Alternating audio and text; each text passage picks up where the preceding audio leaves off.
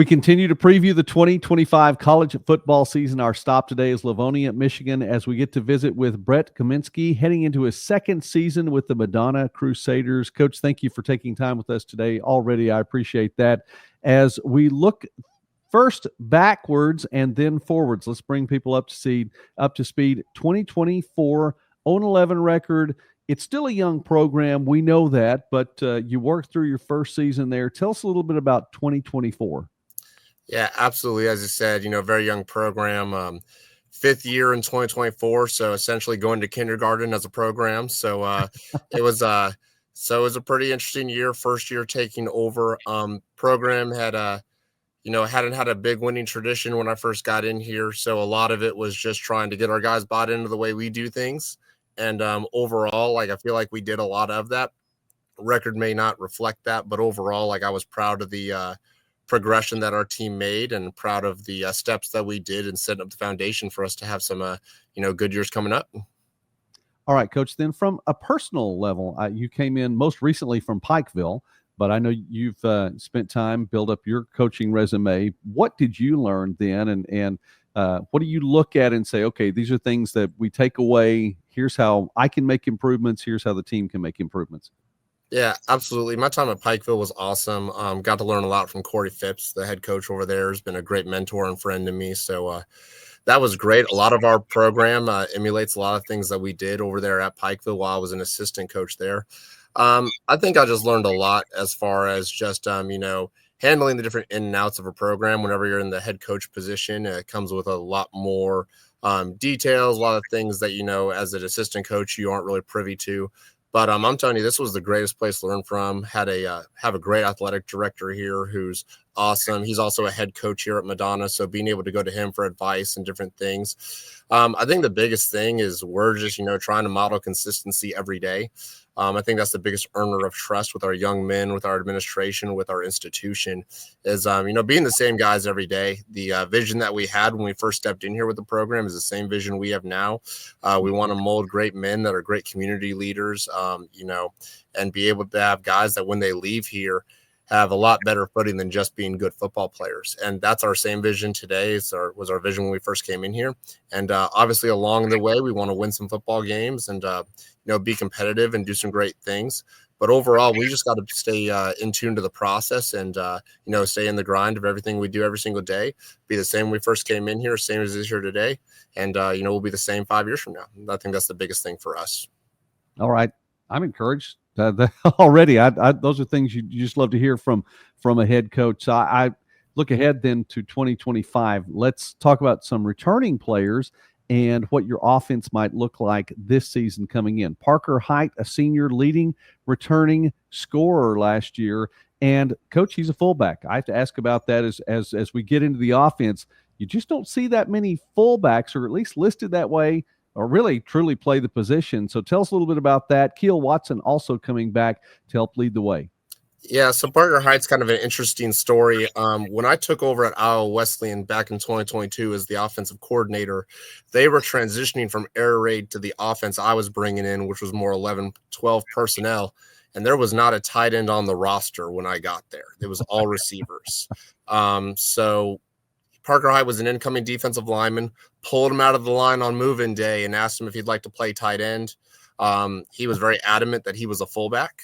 So we found some packages that included some fullbacks while we're at Iowa Wesleyan, just to, try to get him involved, to get a downhill running game going, and really just kind of became a staple of our offense from him. So a lot of our offense in that regard is credit to Parker Height and the mentality that he's brought in there. A guy who we've been coaching now over 2 different schools. This will be our 3rd year with him overall.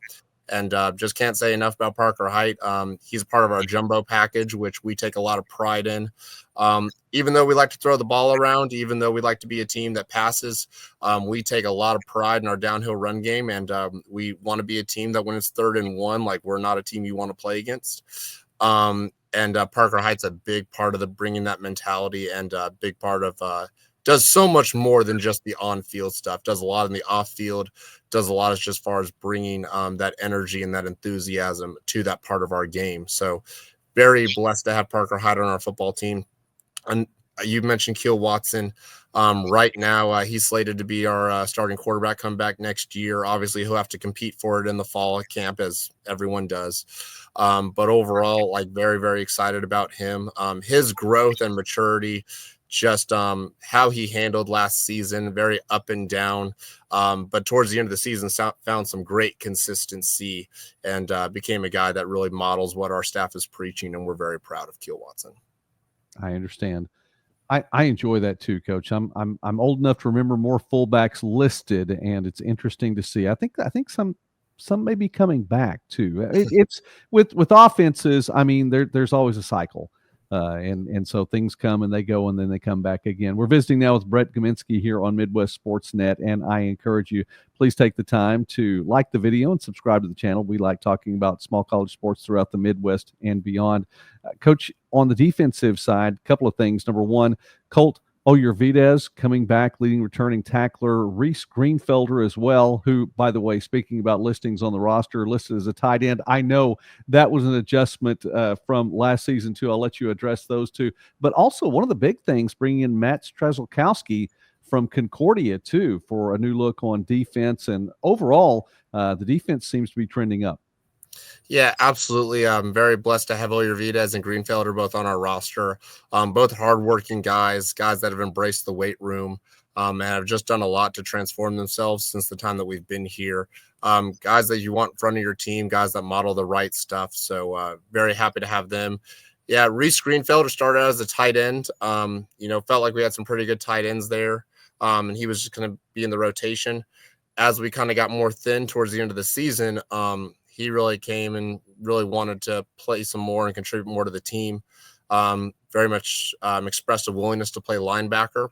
Put him in there, made some good plays, did some good things towards the end of last season. So very excited for him continuing that role heading into this season. And then Oyervidez obviously did some really good stuff in the defensive line and the trenches. So, again, very excited to have both them. Yeah, Brandon and Coach Straz has been huge for us. Think Coach McCoy did a good job, but he moved on to another position.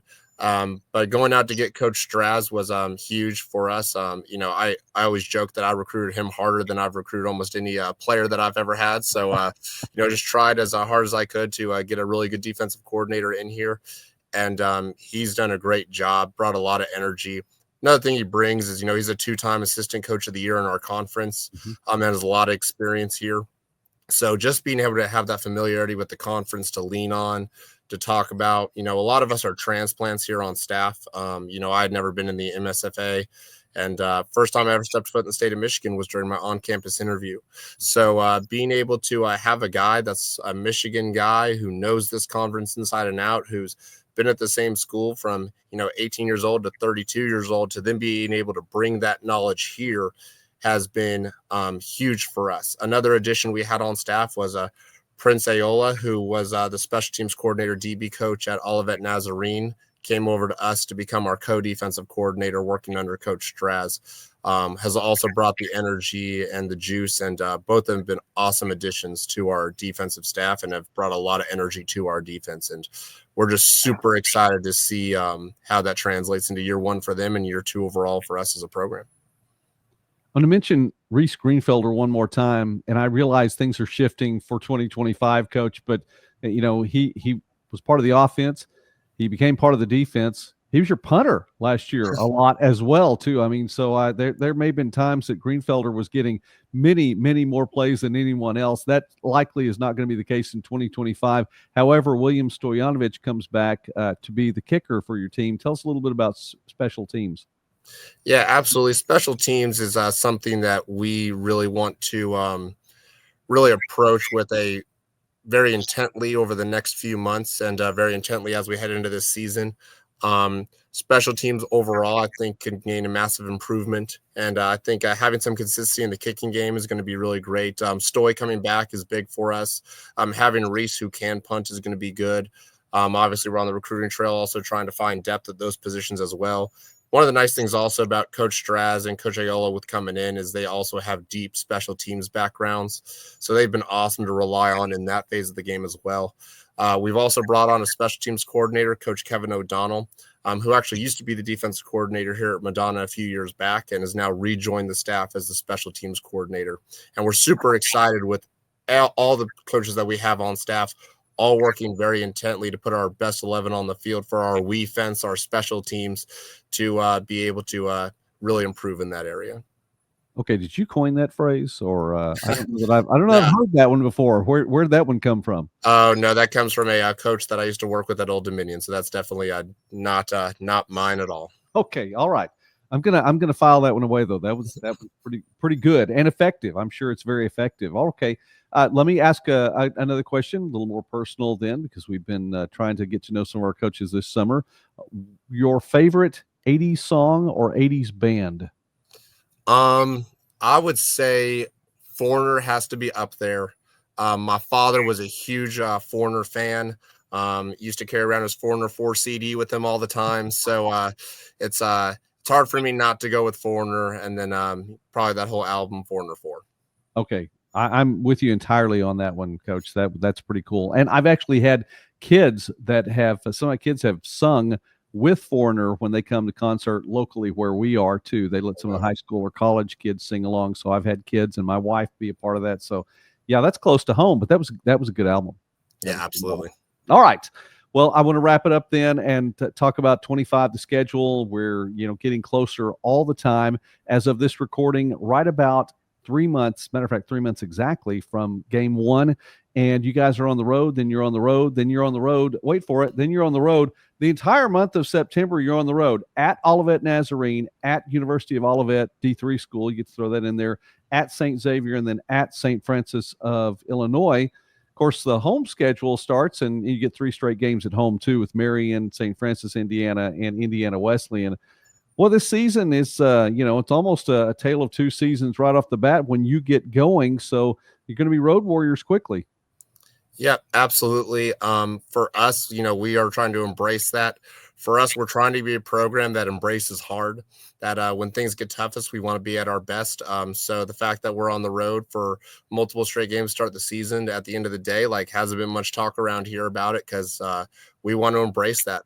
We really want to, embrace the hard and be about that, and, really just try to be guys that flourish in adversity. So at the end of the day, we're really looking forward to those upcoming games. Obviously, some great opponents in there, some coaches and some programs that I really respect, and some that deserve every inch of our attention to detail when we were preparing for those teams. But overall, we're very excited for our schedule, very excited about the fact that we get to play against some really quality opponents. Even the University of Olivet, they have a new staff who's bringing a lot of life in that program. So, we know that they're also going to be a program that we have to pay attention to. But overall, very excited about our upcoming schedule and very excited about the quality competition we're going to get to play. All right, Coach. Well, we're going to be following the Crusaders this season, looking for win one in your tenure there and to get the program continuing going the right direction. Coach Brett Guminsky here on Midwest Sportsnet. Thank you so much, sir, for taking time with us today here.